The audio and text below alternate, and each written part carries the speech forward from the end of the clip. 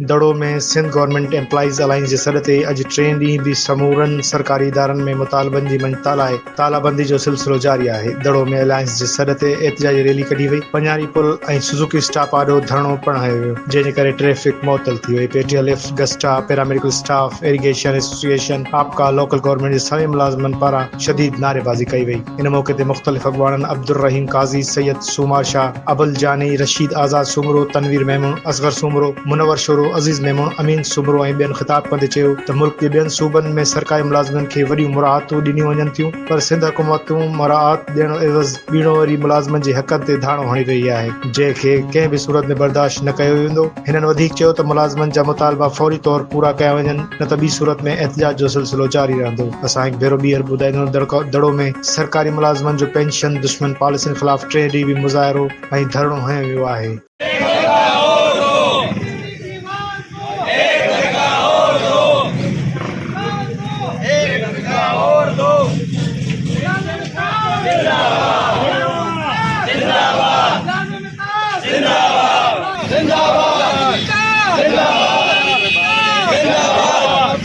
pension कटौती